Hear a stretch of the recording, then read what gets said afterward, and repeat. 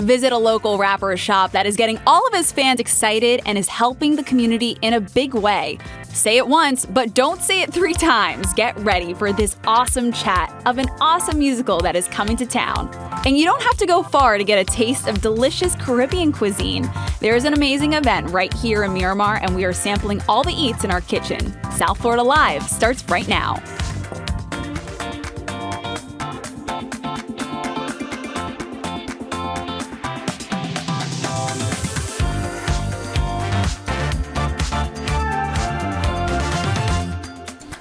Welcome to day 2 of South Florida Live. I am your host, Kristen Sanchez, and again today we have such an exciting lineup for you.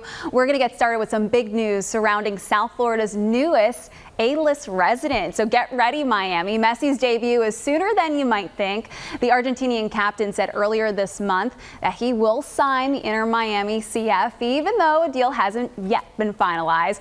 The owner of the team predicts his debut to be July 21st. Beetlejuice?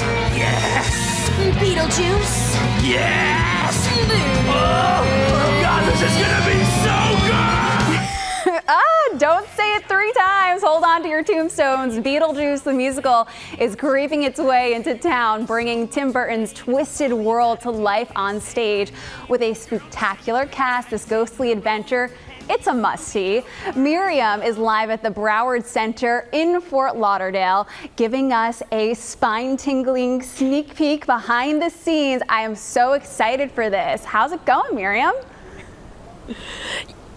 Oh, you know, Kristen, skip summer season, we're going straight to spooky season. The classic movie we know, Beetlejuice, is someone we know we love, the character we love, and it's now being a musical here at the Broward Center of the Performing Arts. Earlier today, I had the chance to talk to one of the stars of the show, Jesse Sharp, who plays Charles, and he tells me how this musical will take a unique twist from the classic film.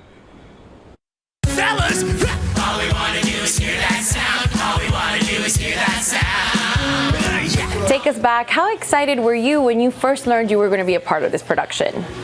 I was so excited. I saw the Broadway show originally at the Winter Garden Theater in 2018, and I was like, I like this show. I think I can do this show. I'd love to be a part of this show. And then, you know, years go by, you wait for a call, you wait for an audition.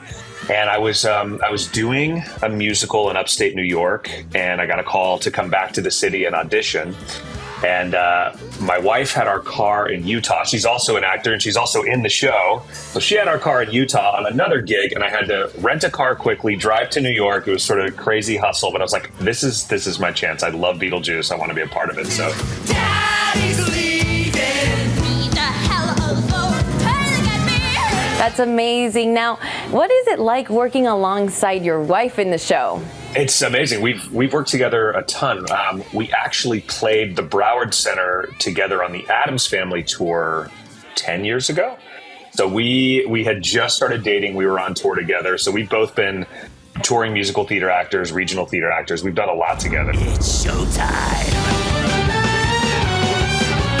Welcome to a show about death. I'm gonna need some help. Yeah, you mentioned the Addams Family. That's kind of the same genre as Beetlejuice. Is that what drew you to the show? I don't know what it is. Maybe it's the dark eyebrows. I don't know what it is, but they seem to put me in the spooky shows. Total coincidence, but it's always fun to play in this kind of spooky, funny lane. How would you say this show builds upon the movie that we all know and love? Yeah, so, you know, there's so much of it. The movie is the base. There's lots of great Easter eggs from the movie, but the musical is its own thing. The plot is slightly different in that it's really about Lydia's journey getting in touch with her mom who has passed away. And in the movie, I think there's been some time since Lydia lost her mother. And in our show, it happens right away. And so the whole plot sort of hinges on Lydia getting in touch with her mother and the ghosts that live in the house helping her get in touch with her mother. And then for Charles, it's him dealing with his own grief and everything that he's kind of put to the side. That's the biggest change in the musical, and obviously, you know, a whole bunch of original music by Eddie Perfect. I mean, it really is its own thing. But anyone who is obsessed with the movie, knows the movie, loves the movie, they love our show. I mean, it honors everything that the movie is all about. That beautiful sound.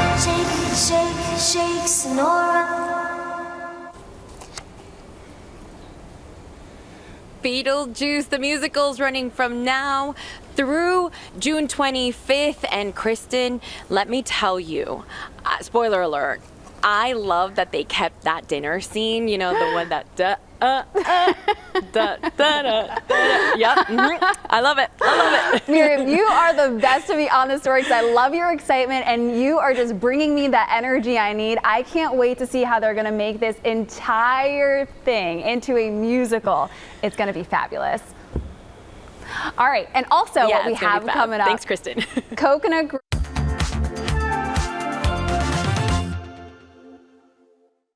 The Coconut Groves Arts Festival is known for its vibrant celebration of arts and culture, but also for its commitment to supporting young talent, which has been so important to really the heart of the Coconut Arts Festival. That really is the heartthrob of Coconut Grove. When I think of it, I think of the arts.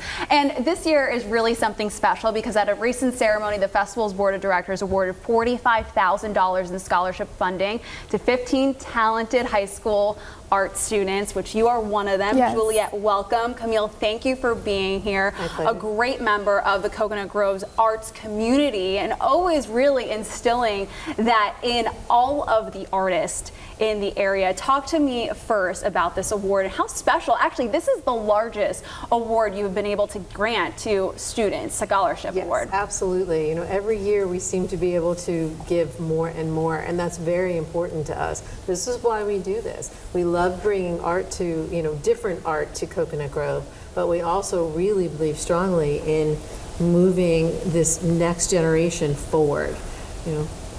And Juliet, talk to me about your art skills. What do you like? What is your art, or your creative taste? You like to draw, right? Mm-hmm. I've actually been drawing since I was a child. My dad was an artist first, and then I kind of took that from him. And recently now, like, I got into drawing on a tablet, I got into digital art, and especially with the scholarship money, I'm going to be able to get my first art tablet, which I'm really excited about. Talk to me about the moment that you heard that you were awarded this scholarship. I didn't believe it. Like, I was like, I didn't know what to think of it. And then when we went there, it was such a special moment, and it was like a celebration. It was the first time I was recognized for having talent and someone invested in that talent. It was just great. And how does it make you feel kind of hearing that joyous moment that you brought, not to just one student, but 15 of them? It makes me a little teary. Yeah. You know, this is why we do this. So yeah, we were very, very honored to have you. Thank you. And I know that this is something annually that you do, but it's something that you will continue doing and continue giving back. You know, Camille and I had a moment a few months ago for the Coconut Grove Arts Festival, and we talked about how it is so important to instill that moment of art wonder into the kids and capture that excitement in their eyes and instill it at a young age. Absolutely. I mean, we need to grow young artists, you know. Yeah, and what do you look forward to most? What are you going to do with this funds, and how do you continue to make inspirations through your drawings? Well, one of the things I look forward to most is starting an entire new journey with going to college, pursuing art. I want to get into game design, game art, character animation, creating characters, and that's something I've never been able to do prior. So I'm very excited about that. Juliet, we are going to have to keep an eye out for you. And Camille, thanks for doing so much for the arts community in Coconut Grove. That's going to be really something that we're all going to be keeping a close eye on, not only in the art world, but also with their outdoor art festival, which we love every single year. And also, we love your commitment to just inspiring the art community. So for all of those out there, incredible artwork, more to come with all of these students. All eyes are also set on Hot Wheels, their ultimate adventure and challenge episode 4. The title of the next episode is Skater Boy versus Jaipur Jewel, as two contestants will be pitted against each other to transform the ordinary vehicles into some Hot Wheels. Anybody can look at a Hot Wheels and think, wouldn't this be cool if I had a car just like this? You know, you see the detail that Mattel puts into these things. Well, what we want to do is do that same thing in this larger than life area, but it's all about bringing families together, making a show that anyone could sit down and watch, whether you know everything about cars or nothing about cars. Well, the guest judge this week will be Sung Kang from the Fast and Furious series. Now, he will be judging from their original ideas, cultural touchstones, as well as overall awesomeness. This episode will air tonight at 10 o'clock.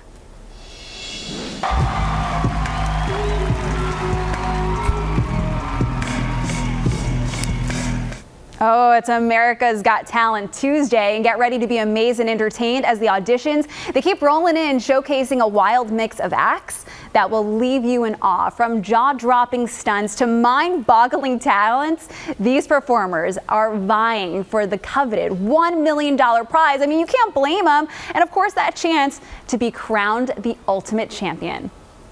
The most exciting part about tonight is that the Golden Buzzer, it's back in action, allowing for one lucky act to go directly to the live shows and compete for America's vote. And there's still more to come on South Florida Live. We are going green with envy over Kodak Black's new venture. We are taking you inside his high-flying dispensary that's leaving fans lit up and craving more.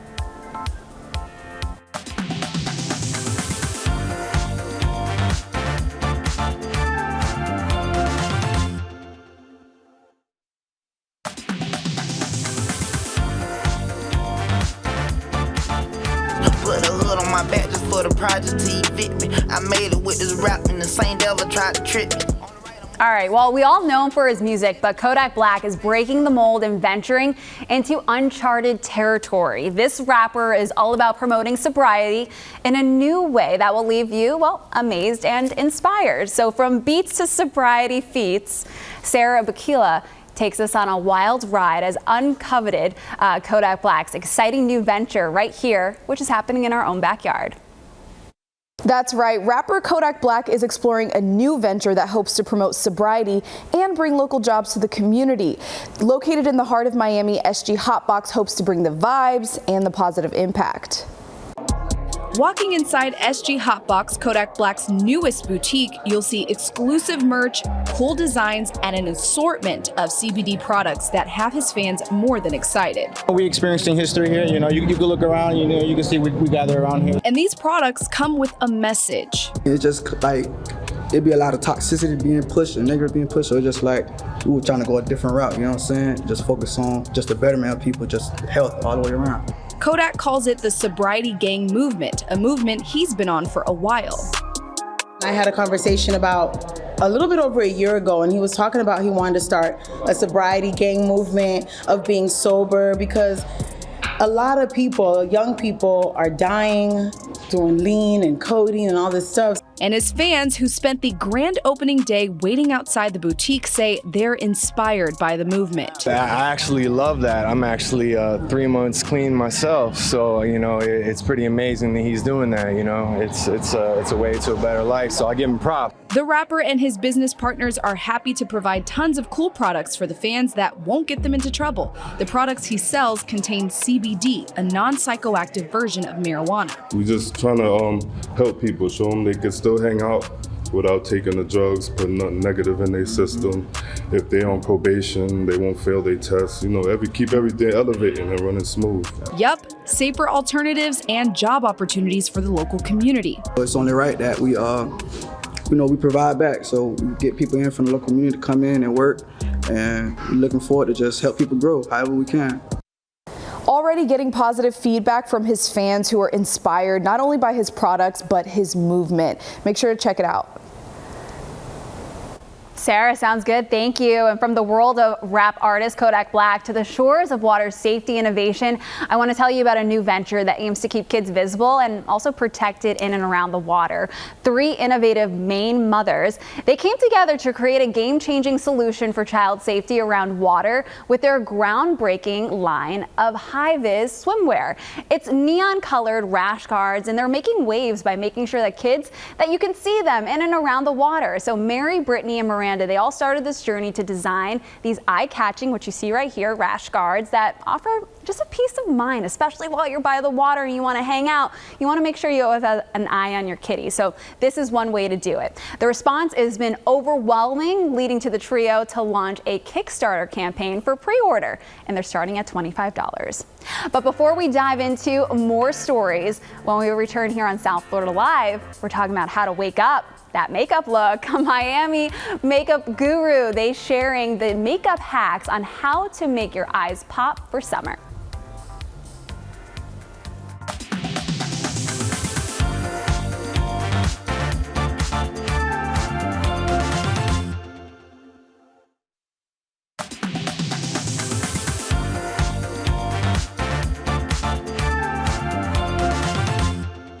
In today's trending beauty, get ready to slay this summer with the perfect eye makeup look. Our fabulous beauty expert, Gabriela Catano, is here with how to make your makeup like your eyes pop like never before.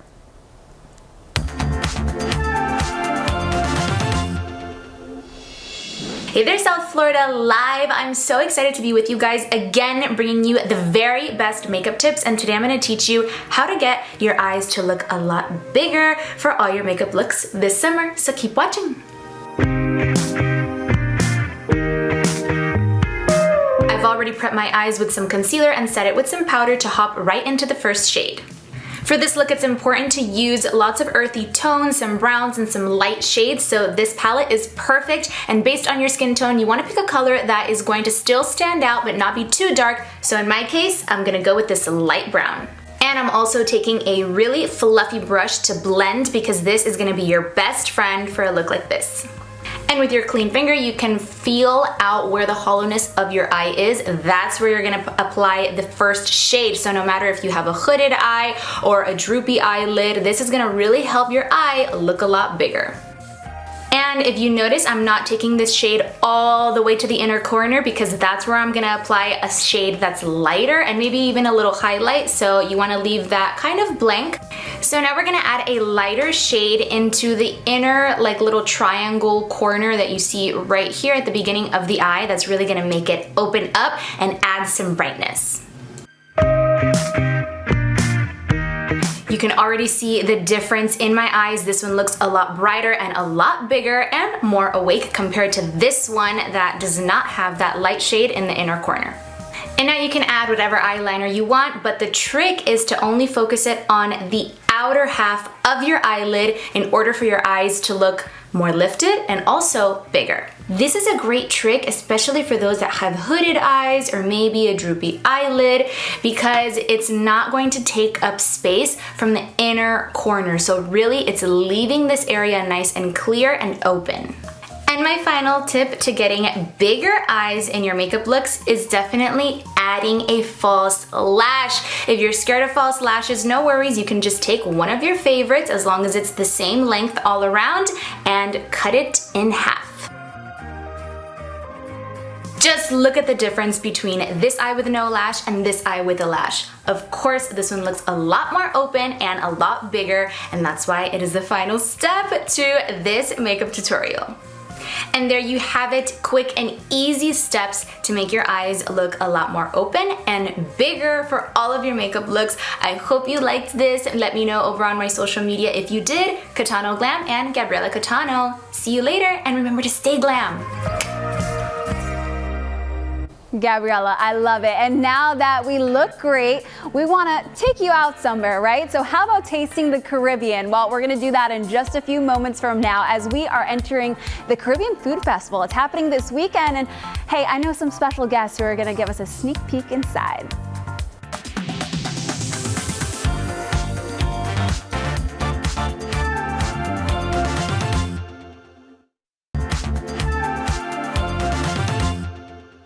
Getting ready to embark on a flavorful journey, and I wish that you could smell how good it really is in here. It smells delicious right now. We are taking you straight to the Caribbean islands because it is the third annual